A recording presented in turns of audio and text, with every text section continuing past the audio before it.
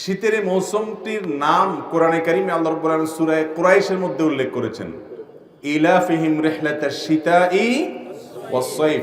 একেবারে শীতা, এই আরবি শীত থেকে, কোরআনের শব্দ শীত থেকেই, শীতা থেকেই বাংলায় শীত শব্দটি এসেছে।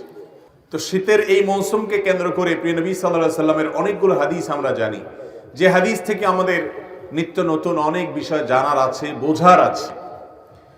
আজ আমরা শীতের মৌসুমকে কেন্দ্র করে নবী করিম সাল্লাল্লাহু আলাইহি সাল্লামের হাদিসের আলোকে, সাহাবায়ে কেরামের বিভিন্ন আসারের আলোকে 6টি আমলের কথা বলবো ইনশাআল্লাহ। মুহতারাম হাজিরিন, ঈমানদার দুনিয়ার প্রত্যেকটা বিষয় থেকে সে শিক্ষা গ্রহণ করবে। প্রতিটা মৌসুম উপলক্ষে কোরআন এবং হাদিস তাকে সুনির্দিষ্ট কিছু দিক এবং নির্দেশনা দিয়েছে। শীতের মৌসুম উপলক্ষে নবী করিম সাল্লাল্লাহু আলাইহি সাল্লামের একটা হাদিস আমাদের সবসময় মাথায় থাকতে হবে।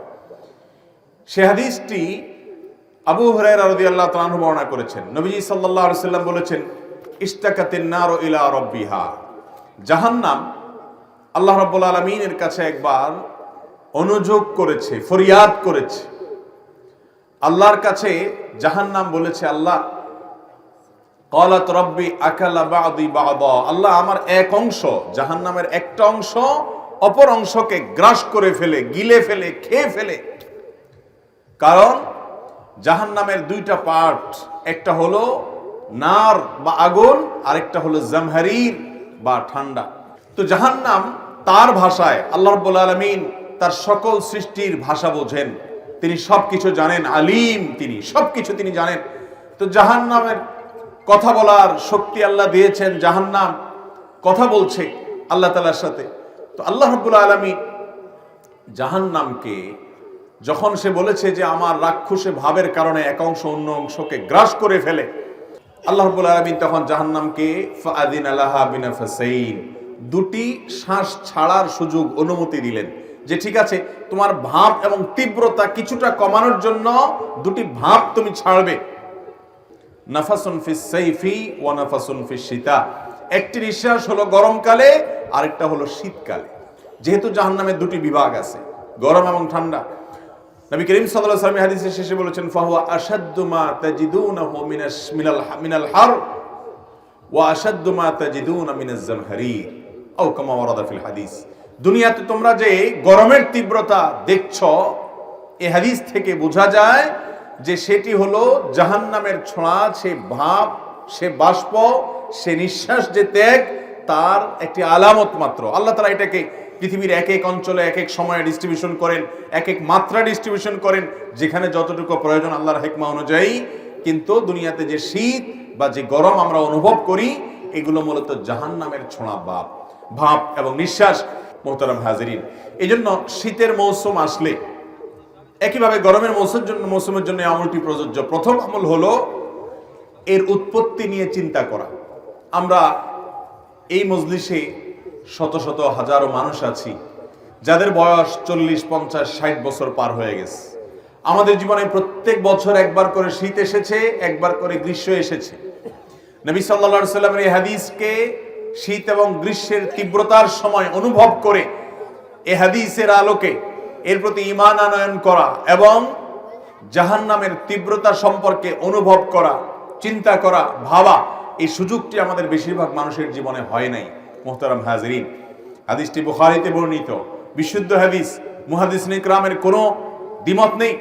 এরকম একটা হাদিসকে মাথায় রেখে শীতের মৌসুমের প্রথম আমাদের করণীয় হওয়া উচিত যে আমরা চিন্তা ভাবনা করব, গবেষণা করব এবং আল্লাহ রাব্বুল আলামিনের এই মহা সৃষ্টি, এটি কোত্থেকে আসলো, কিভাবে আসলো, হাদিসের এই তথ্য অনুযায়ী সেই জাহান্নামের কথা আমরা স্মরণ করব এবং জাহান্নাম থেকে পানা চাইব।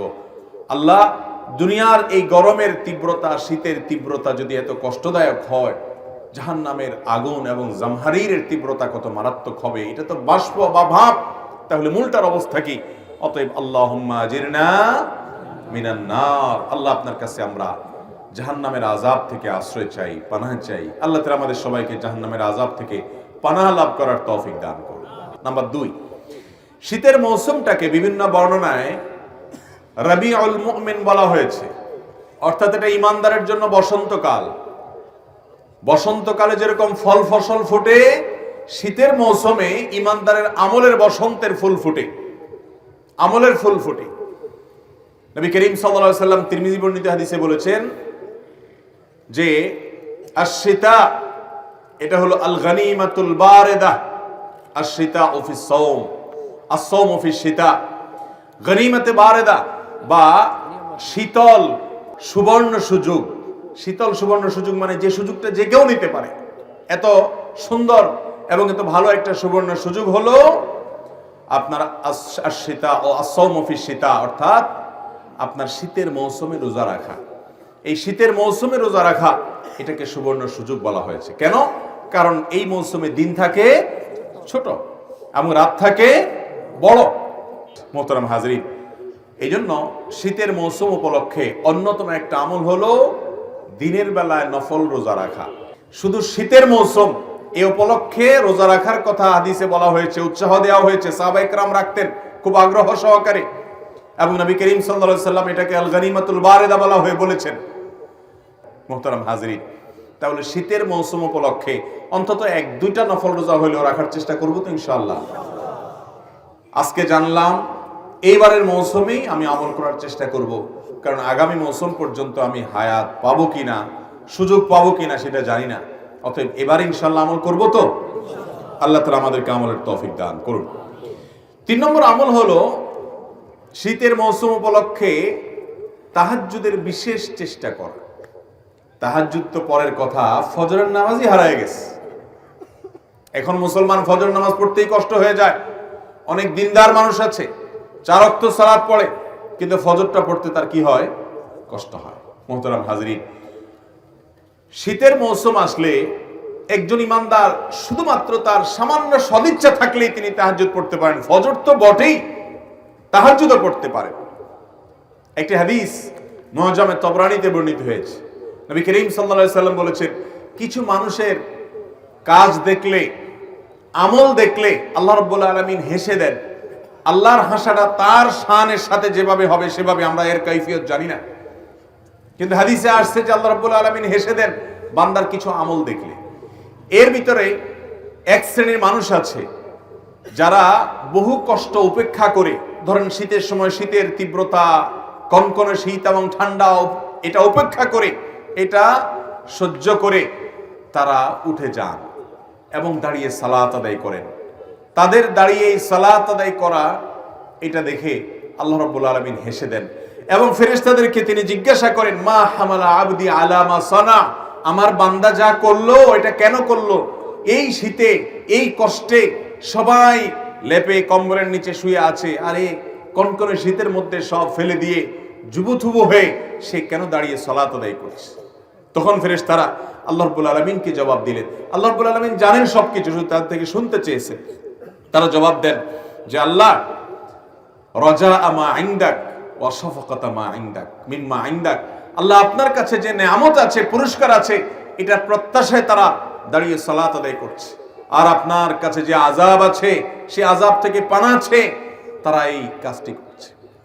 তখন আল্লাহ রাব্বুল আলামিন বলেন ফেরেশতাদেরকে, তোমরা সাক্ষী থাকো, যদি আমার রহমতের আশায়, জান্নাতের আশায় বান্দা এই ভোর রাতে কনকনে শীতের মধ্যে দাঁড়িয়ে সালাতে সে উপস্থিত হয়ে যায়, আর আমার কাছে যে জাহান্নামের আযাব এর আয়োজন রয়েছে সেখান থেকে পানা চাওয়ার জন্য যদি সে উঠে থাকে, তাহলে আমি তাকে আমার কাছে থাকা জান্নাত এবং আমার কাছে থাকা জাহান্নাম থেকে মুক্তি, এই উভয়টার গ্যারান্টি এবং ওয়াদা করে দিলাম। মুহতারাম হাজরিন, সেজন্য শীতের মৌসুমে তাহাজ্জুদ পড়ার চেষ্টা করা উচিত। রাত অনেক বড়, এশার সালাত এখন 7টায় হয়ে যায় বা 7টায় শুরু হয়ে যায়, কিছুদিন পর হয়তো আরো অনেক আগে আজান হয়ে যাবে, আবার ফজর অনেক দেরিতে হবে। আপনি এশার পরপর যদি শুয়ে যান, আপনি ঘুমোতে ঘুমোতে ক্লান্ত হয়ে যাবেন, অটোমেটিক রাতে ঘুম ভেঙে যাবে, এবং যখন ঘুম ভেঙে যাবে উঠে ভোর রাতে 2 রাকাত সালাত অন্তত পড়বেন। মুহতারাম হাজিরিন, তাহাজ্জুদ যদি পড়তে না পারেন, অন্তত ফজর যাতে কোন অবস্থাতেই মিস না হয়, চেষ্টা করব না ইনশাআল্লাহ। 4 নম্বর আমল হলো শীতের মৌসুমে কষ্ট উপেক্ষা করে ওযু করা। শীতের সময় ওযু করতে খুব বেশি আরাম লাগে না, সাধারণত কষ্ট লাগে, ঠিক না বেঠিক? এই কষ্ট উপেক্ষা করে যারা ওযু করে তাদেরকে এই ওযুর মাধ্যমে আল্লাহ রাব্বুল আলামিন তাদের ছোটখাটো যত গুনাহ আছে সমস্ত গুনাহগুলো মাফ করে দেন এবং আল্লাহর কাছে জান্নাতি হিসাবে, ঈমানদার হিসাবে তাদের মর্যাদা এবং মর্তবা আল্লাহ তাআলা প্রমোশন করে বৃদ্ধি করে দেন, উপরে উঠায় দেন। নবীজি সাল্লাল্লাহু আলাইহি ওয়াসাল্লাম বলেছেন, আলা আদুল্লুকুম আলা মা ইয়ামহুল্লাহু বিহিল খাতায়া ওয়া ইয়ারফাউ বিহিদ দারাজাত। তোমাদেরকে আমি এমন কি আমলের কথা বলে দিব না যে আমলগুলো গুনাহসমূহ মাফ করে দেয় আর আল্লাহর কাছে মর্যাদা বৃদ্ধি করে দেয়। সাহাবা ইকরাম আমলের পাগল ছিলেন, আল্লাহর কাছে মর্যাদা বৃদ্ধি হোক সেটা চাইতেন। তারা বলতেন অবশ্যই বলুন ইয়া রাসূলুল্লাহ। তখন নবীজি সাল্লাল্লাহু আলাইহি সাল্লাম যে কয়েকটি আমলের কথা বললেন এর ভিতরে একটা আমল হলো ইসবাগুল ওযুই আলাল মাকারে। কষ্ট হয় এরপরও ওযু করতে কার্পণ্য করে না। অনেক অলস আছে যে অলস এই শীতের মৌসুমে নামাজ পড়ে না শুধুমাত্র এই জন্য যে ওযু করতে কষ্ট হবে। আছে না নাই? মোহতারাম হাজিরিন, শীতের মৌসুমে সামান্য একটু শীতের কষ্ট হবে, ঠান্ডা লাগবে ওযু করতে গেলে। এই কষ্ট উপেক্ষা যদি আপনি করতে না পারেন, এই কষ্টটা যদি সহ্য করতে না পারেন, তাহলে কিভাবে আপনি আশা করেন আল্লাহর কাছে অন্তঃসীমকালের জান্নাতের? অতএব শীতের মৌসুমে যত কষ্ট হবে সমস্ত কষ্ট উপেক্ষা করে হলেও ওযু করার মতো সৎ সাহস থাকতে হবে। অতএব শীতের মৌসুমে কষ্ট উপেক্ষা করে ওযু করব তো ইনশাআল্লাহ। অনেকে ওযু করে ঠিকই, নামাজও পড়ে ঠিক। শীতের গুরুত্বপূর্ণ একটা বিষয় হলো ত্বকের যত্ন যেরকম নিতে হয় ওযুর যত্ন বিশেষভাবে নেবেন। এটা হলো শীতের গুরুত্বপূর্ণ একটি আমল। 4 নম্বর আমল যে অলসতা করা যাবে না ওযু করতে। নাম্বার 5, শীতবস্ত্র বিতরণ করা।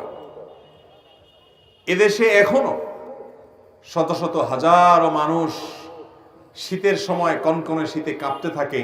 শীত নিবারণ করার মতো প্রয়োজনীয় শীতের কাপড়, গরম কাপড় তাদের কাছে থাকে না। পঞ্চগড় জেলা এবং আরো কোনো কোনো এলাকাতে 13 ডিগ্রি 12 ডিগ্রি পর্যন্ত নেমে যায় শীতের সময় এবং মানুষ মারা যায়। ঢাকা সহ বিভিন্ন শহরে এখনো অনেক মানুষ দেখা যায় রাস্তার ধারে শুয়ে আছে কনকনে শীতের মধ্যে, কোন রকম একটা পাতলা কাপড় শরীরের উপরে, পিনপিনে বাতাস চলছে। ভাইরা আমার, সেই রকম পরিস্থিতিতে আর কদিন শুরু হবে বিশ্বকাপ ফুটবলে। বাংলাদেশের ঘরে ঘরে আপনাদের মধ্যে থাকা অনেক মানুষও হয়তোবা অনেক টাকা খরচ করে একটা পতাকা টাঙাবেন। আবার প্রতিযোগিতা হয় কে কত বড় পতাকা টানিয়েছে।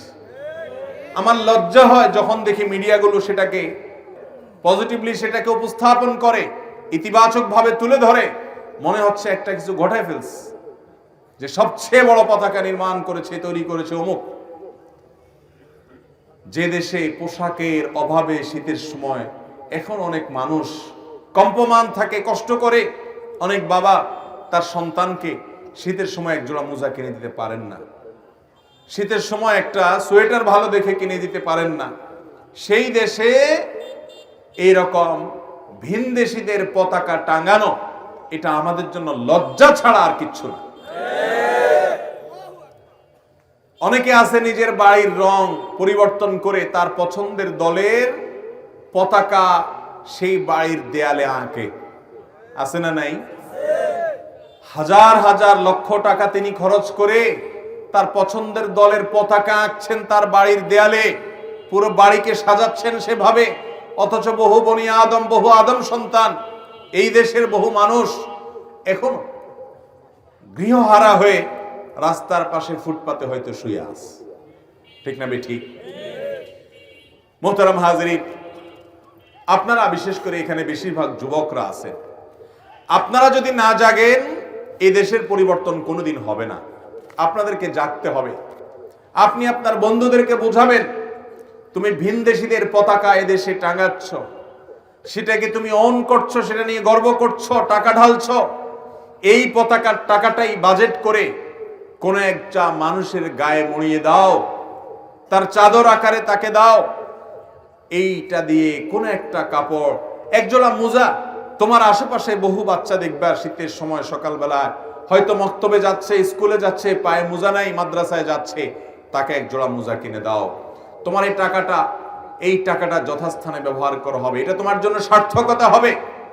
মোহতারাম হাজরিন, আমাদের বিবেক যেন জাগ্রত হয়, আমরা যেন মানুষের জন্য কাজ করার চেষ্টা করি। চেষ্টা করবো না ইনশাআল্লাহ? এই শীতের অন্যতম গুরুত্বপূর্ণ একটা আমল হিসাবে এটাকে আমরা ফিক্স করে নিই যে আমি আমার শীতের মৌসুমে নিজের জন্য শীতের কাপড়, নিজের পরিবারের জন্য, বাচ্চা কাচ্চার জন্য যখন কিনবো, আমার আশেপাশে থাকা মানুষগুলোর জন্য আমি একটি পিস কাপড় হলেও কিনে দিব। চেষ্টা করবো না ইনশাআল্লাহ? আল্লাহ তাআলা আমাদের সবাইকে আমলের তৌফিক দান করুন। শীত উপলক্ষে 6 নম্বর যে আমলের কথা বলবো তা হলো সালাত বা নামাজ আউয়াল ওয়াক্তে যথাসম্ভব দ্রুততার সাথে আগে আগে পড়া। আগে আগে মানে ওয়াক্তের আগে না, ওয়াক্ত হওয়ার পর দেরি না করে পড়া।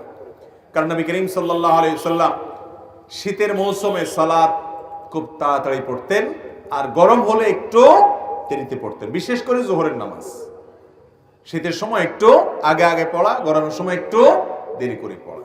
তো শীতের মৌসুমে এই আমলটি আমরা খেয়াল করব। এরকম আরো অনেক আমল আছে যে আমলগুলো আমরা শীতের মৌসুমে করতে পারি। আল্লাহ তাআলা আমাদের সবাইকে